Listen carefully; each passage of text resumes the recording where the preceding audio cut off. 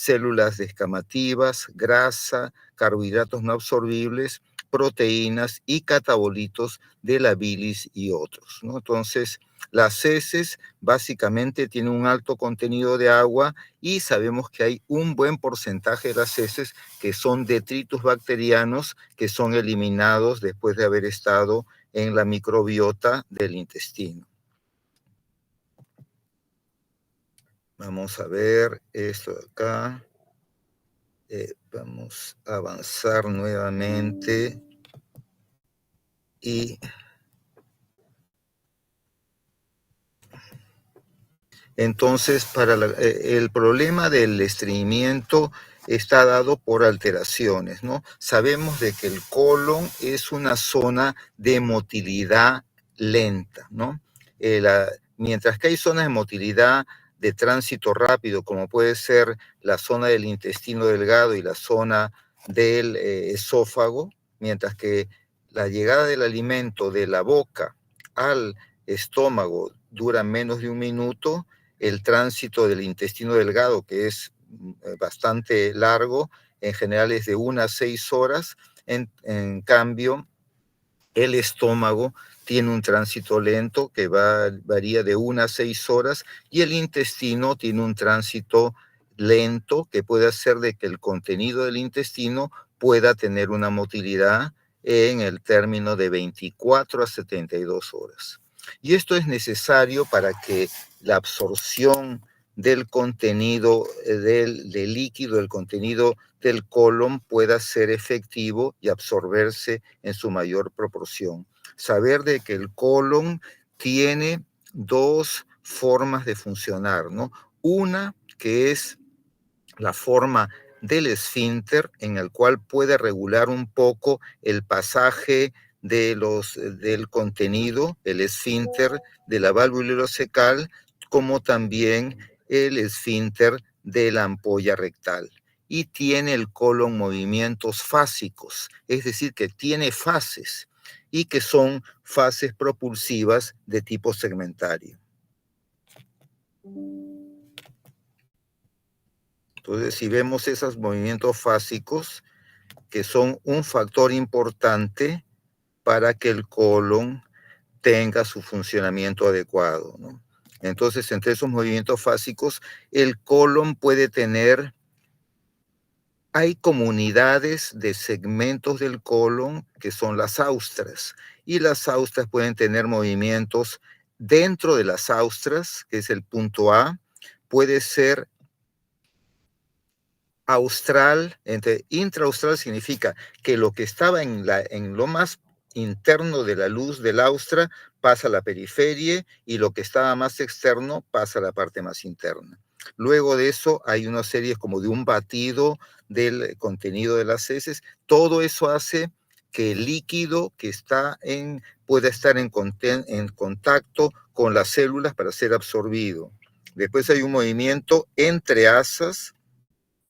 Estos movimientos australes, intraaustrales y australes son los movimientos que ocurren periódicamente y lentamente durante todo el día. Pero hay momentos en los cuales pueden haber movimientos más fuertes, que generalmente los movimientos poliaustrales, varias austras que se mueven en forma inmediata, ocurren 3 o 4 veces al día, y generalmente el movimiento en bloque en el cual el intestino delgado puede tener un movimiento propulsivo de golpe, en el cual hay un movimiento de casi todo el colon izquierdo, ocurre 1 o 2 veces al día máximo, ¿no?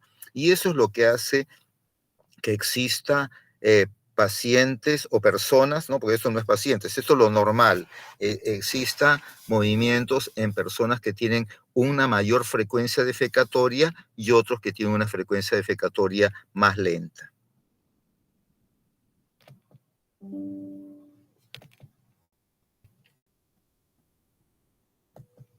Otro aspecto importante, vamos a ver acá, otro aspecto importante del movimiento es que existe una parte en la cual existe un control final del contenido de las heces. Entonces, el movimiento de las heces ha ido a través de todo el colon, pero cuando llega al ángulo recto sigmoideo, aquí el ángulo recto sigmoideo es el que da una regulación de la salida del contenido fecal. Ya las heces han perdido líquido, y esta pérdida de líquido hace que las heces tengan una consistencia más sólida, y esto va a determinar que llega el momento en el cual tienen que ser eliminadas.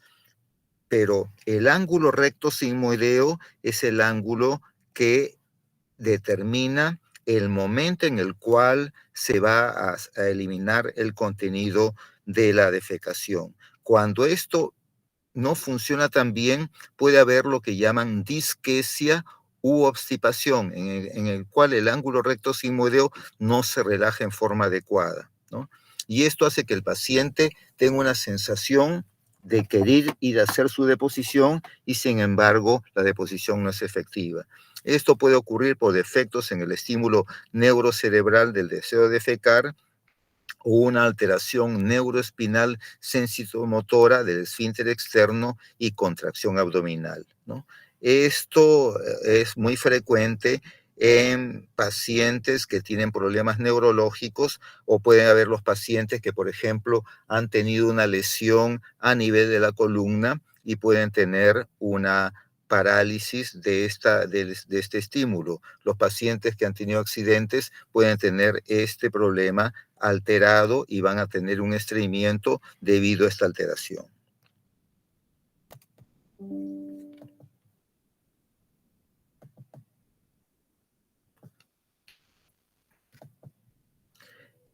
Entonces, ya considerando el problema del estreñimiento, vamos a evaluar que el estreñimiento puede tener hasta 3 tipos de estreñimiento.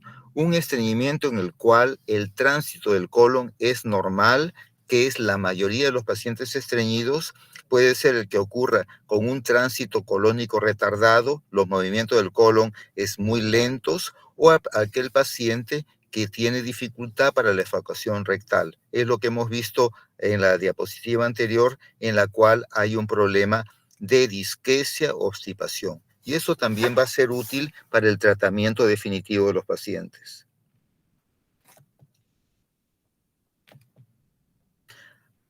Ahora, ya revisando lo que es la definición de estreñimiento, tenemos que tener en consideración que el estreñimiento, lo más sencillo que uno podría definir el estreñimiento es, como dice Camilleri, que es un experto en los estudios de enfermedades funcionales digestivas, es la defecación insatisfactoria. El paciente refiere que de repente una deposición como él quisiera, ¿no? Y eso puede ser por una deposición poco frecuente, o el pasaje difícil de las heces, o ambas, ¿no? Esos aspectos son importantes en tener en consideración.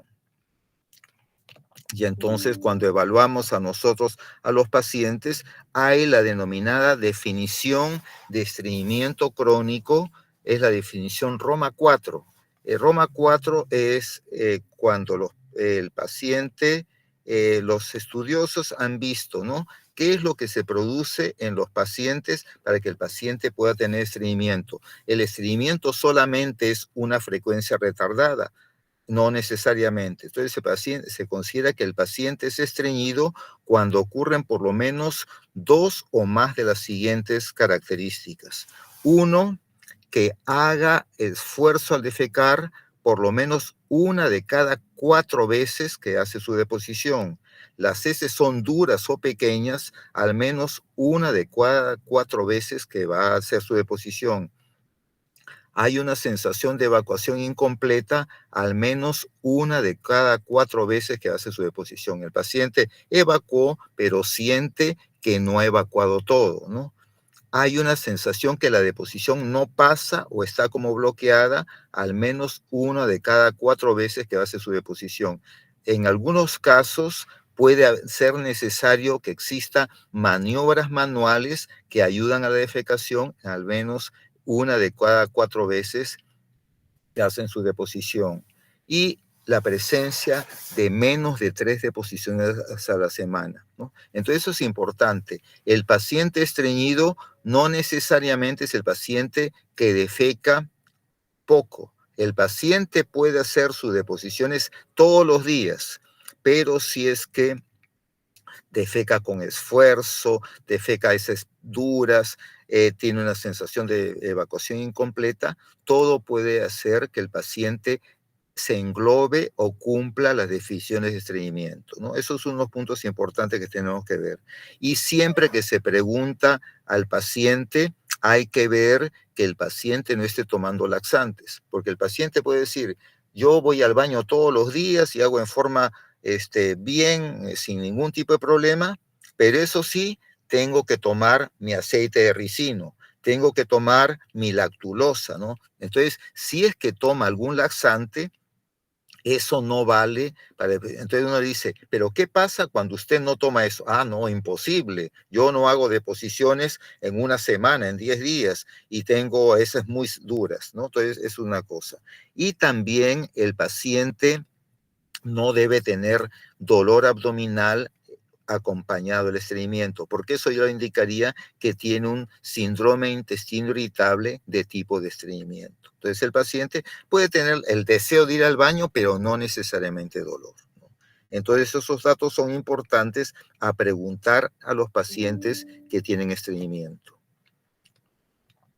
Saber que los pacientes que tienen estreñimiento pueden tener una serie de asociaciones.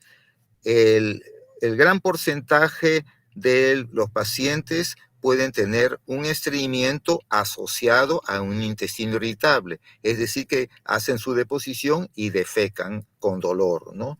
El paciente puede tener en un porcentaje significativo la sensación que la deposición no avanza al final, tiene ganas de ir al baño, se sienta a hacer su deposición y sin embargo no puede eliminarla en forma adecuada.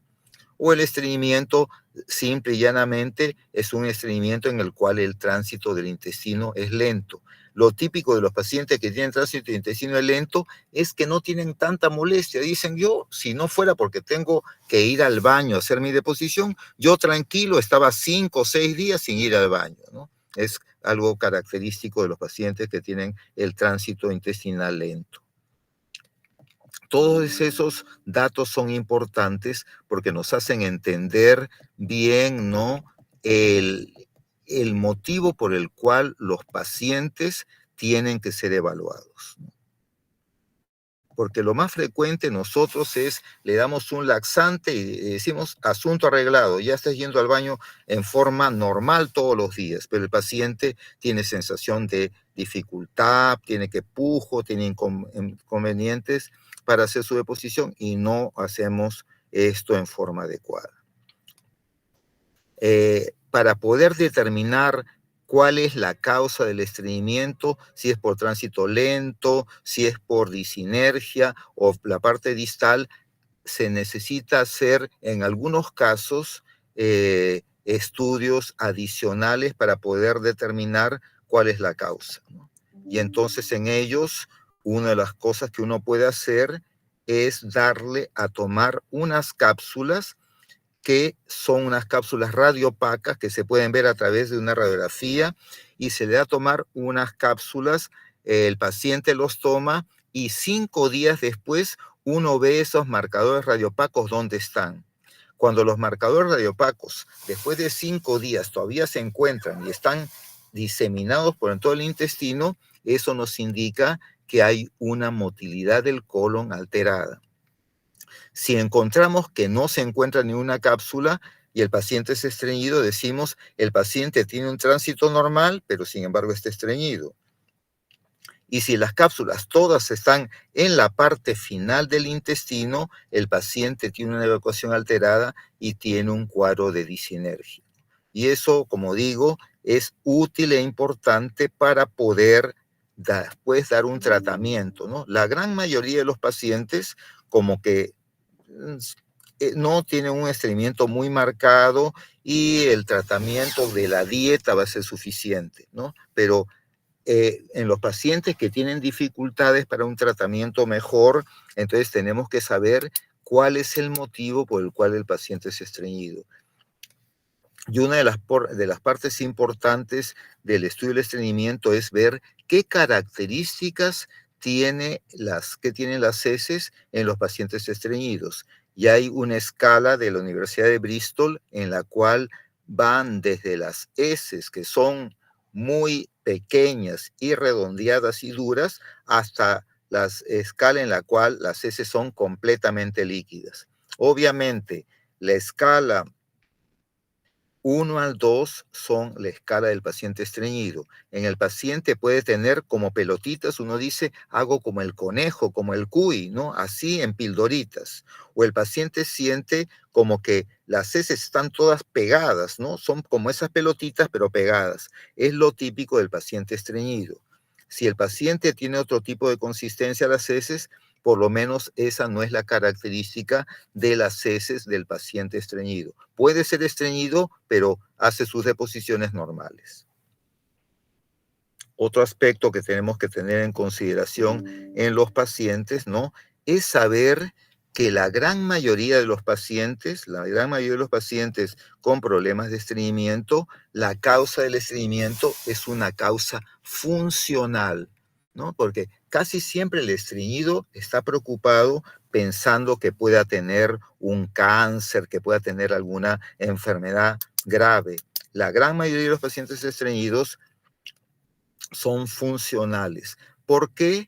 Porque de repente están ingiriendo una alimentación baja en líquidos o pobre en fibra. No comen verduras, no comen frutas con cáscara y el paciente tiende a hacer deposiciones muy secas y se estreñe. Y el tratamiento más seguro y más fácil es tomar líquido y frutas y verduras. Entonces, es lo primero y muchos de los pacientes se solucionan con eso. El sedentarismo, ¿no? La persona está sentada sin moverse, eso también favorece el estreñimiento. El paciente puede tener un síndrome de intestino irritable en el cual el colon es exageradamente sensible y se produce un espasmo o un estreñimiento primario en el cual el funcionamiento, pese a que el órgano es normal, no está funcionando. Luego de ello tenemos que ver causas orgánicas. La gran mayoría de los pacientes tienen problemas funcionales, pero pueden haber causas orgánicas como pueden ser trastornos anorrectales, puede ser patología del colon, problemas neurológicos, trastornos endocrinológicos o los medicamentos que son muy frecuentemente una causa por la cual el paciente se puede estreñir, ¿no? Entonces, uno tiene que evaluar estos problemas dentro de las causas anorrectales. Tenemos si el paciente tiene hemorroides, tiene una fisura, tiene un rectocele, un absceso perianal, una fisura anal, estenosis anal. Todo ello va a conllevar a que el paciente tiene estreñimiento, porque hay una dificultad en la evacuación o puede haber un dolor excesivo cuando uno hace su deposición. Problemas del colon, puede ser problemas de un tumor, un problema después de una cirugía, un vólvulo, un divertículo, todo ello también puede generar una patología de estreñimiento, ¿no? Entonces uno tiene que investigar qué puede estar ocurriendo. Dentro de las patologías neurológicas, entonces también el paciente que tiene algún problema como una diabetes, una neuropatía periférica, una gangliosis que se ve en niños de temprana edad en la cual los plexos mientéricos en la parte distal del intestino están ausentes, pueden causar el estreñimiento. Puede ser también enfermedades mismo sistema nervioso central, un tumor en el cerebro o pacientes que hayan tenido un golpe, un accidente, un traumatismo encefalocraniano, pueden llegar a tener un problema de estreñimiento. problemas endocrinológicos y metabólicos son sumamente comunes en pacientes con estreñimiento. Así que todo paciente que está estreñido, uno tiene que preguntar si sufre de diabetes, es hipotiroideo, tiene otras enfermedades como la porfiria, feocromocitoma, insuficiencia renal, ¿no? Y otras patologías en las cuales el metabolismo y sustancias endocrinológicas son las que llevan al estreñimiento. Entonces acá estamos viendo una serie de causas que producen esto. Las enfermedades, los medicamentos, si el paciente está tomando medicamentos para la diarrea o el paciente está tomando medicamentos diuréticos o algunos antibióticos, el paciente también puede convertirse en estreñido. Saber que el estreñimiento es un problema que puede ser complicado y puede ir a la cronicidad, y que este problema es sumamente común y puede ser presente en una encuesta que hicieron, una encuesta Gallup que hizo hace muchos años. Se veía que los estreñidos son más o menos 18,5% en varones y 20% en mujeres son autodefinidos como estreñidos.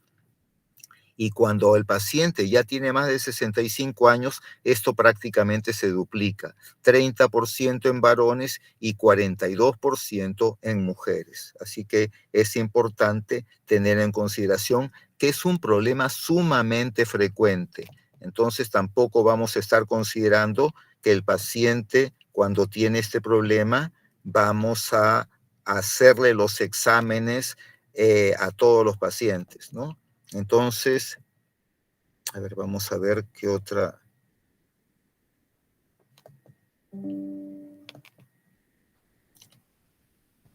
Uno de los aspectos que tenemos que tener en consideración en el paciente con estreñimiento es saber que los motivos de la consulta en el paciente estreñido, la causa más común de motivo es que tiene dificultades al inicio de la defecación. El paciente quiere ir al baño, pero no es efectivo. Hay una sensación de defecación incompleta, esfuerzo al defecar, disminución de la frecuencia defecatoria que hace sus deposiciones muy espaciado, recién es la causa. A veces uno lo que quiere o le da al paciente es algo para que vaya al baño todos los días, pero sin embargo eso muchas veces no puede calmar el problema de la defecación en todos los casos. Hay que ver también las características del pasaje de heces duras, dolor anorrectal y el sangrado, que son otra de las causas por las cuales el paciente puede tener este tipo de molestias.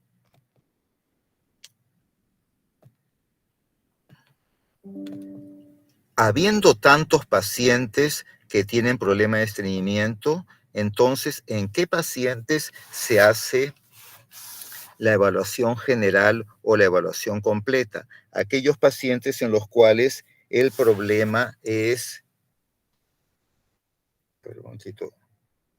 el problema es el paciente que tiene signos de alarma.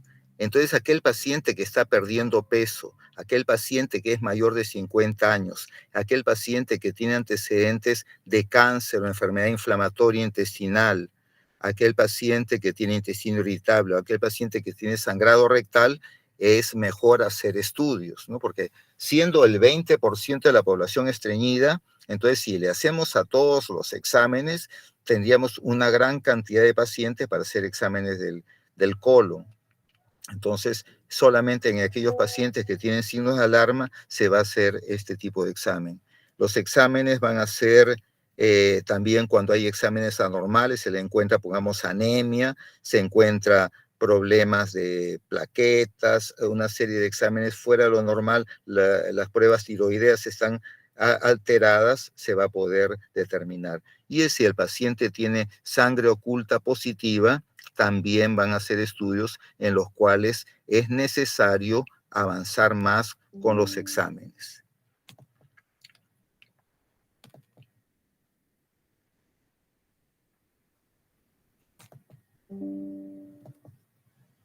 Aquí dentro de los exámenes que estamos viendo, hay una serie de exámenes, de un examen del recto, una anoscopía, una sigmoidoscopía, hasta estudios más complicados como la manometría anorrectal, los marcadores radioopacos que hemos visto y la defecografía, que es un estudio radiológico en el cual el paciente imita que está haciendo su deposición y se le toma una radiografía del momento de que está haciendo su deposición.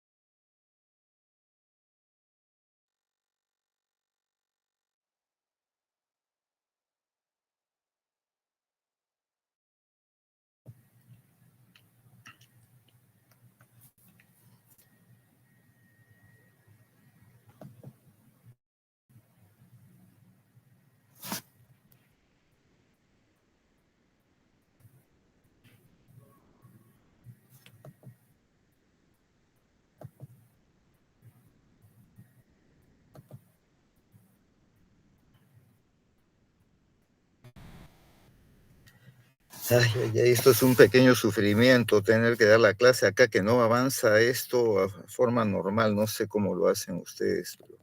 Ya, entonces, después de haber hecho esto, tenemos el examen anorrectal, y entonces en el examen anorrectal lo que tenemos que evaluar es la región anal, perianal, la ampolla rectal, y características de la próstata, características del útero y anexos, y características de las heces.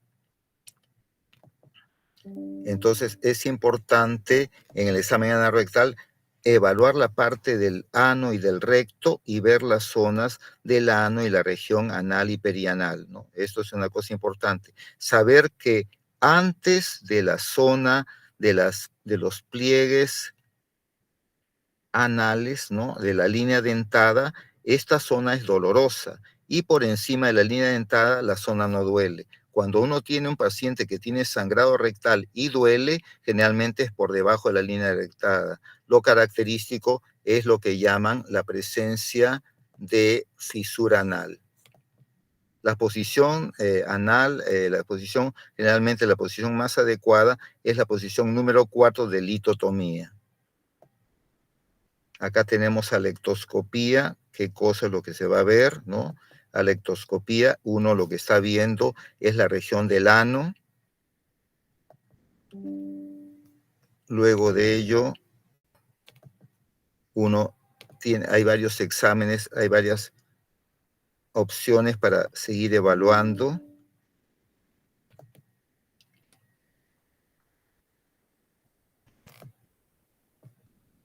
y cuando nosotros examinamos, solamente viendo externamente puede haber la presencia de hemorroides. Los hemorroides pueden ser externos cuando están fuera de la línea dentada o internos cuando vienen más allá de la línea dentada, y diferenciar de lo que son los plicomas o repliegues cutáneos en los cuales el hemorroide es una vena que sobresale. En cambio, estos son unos repliegues en los cuales no sobresale la mucosa.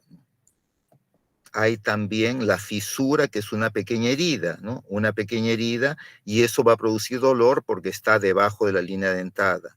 La fístula es una secreción, sale pus alrededor del ano, por eso se llama generalmente fístula perianal, y esto va a ocurrir en pacientes que tienen un proceso inflamatorio en la región de la zona de la línea dentada, donde están las criptas de Morgagni. El cáncer anal también puede ser algo que se puede ver a simple vista en el examen físico.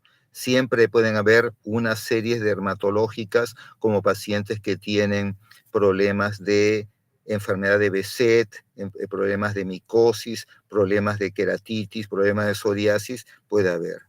Puede ocurrir también lo que llaman el prolapso anal, que también es una patología del recto, y siempre tener en consideración que puede haber pacientes que pueden tener enfermedades venéreas, y eso hay que tener un diagnóstico adecuado, y en pacientes en los cuales muchas veces niegan haber tenido algún tipo de patología, pero uno va descubriendo eso y el paciente. Entonces, no hay que olvidar que el tacto rectal es una forma muy importante de evaluación de la patología del recto, porque nos ayuda a determinar problemas del ano, del recto, como también problemas de la próstata, y en el paciente del sexo femenino, inclusive uno puede evaluar la parte del cuello uterino y parte de los anexos en pacientes en los cuales, por ejemplo, no hayan tenido nunca relaciones sexuales. La evaluación ginecológica se puede hacer a través del tacto rectal.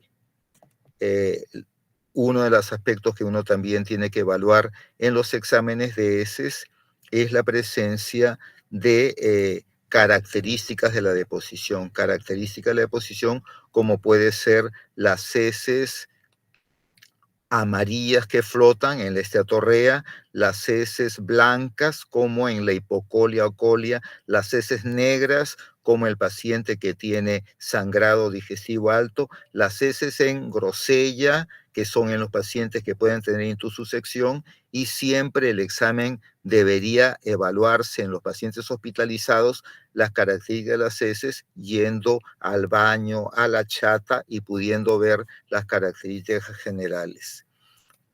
Hay la parte de incontinencia fecal en el adulto que la vamos a tener que dejar para después, debido a que tengo ya problemas con el horario, pero eso lo vamos a acomodar en los horarios en los cuales la próxima semana completamos, en la clase que tengamos la enfermedad de obstrucción intestinal, les doy la clase que está pendiente. Ahora ya me están llamando porque estoy en la parte de endoscopías, así que tengo que cortar la clase en este momento y la completamos el día que me toca obstrucción intestinal. No sé si es el día de mañana o pasado mañana con más tranquilidad. Muchos saludos, hasta luego. Gracias, doctor. Ya está bien, vamos a caer. Muy complicado esto.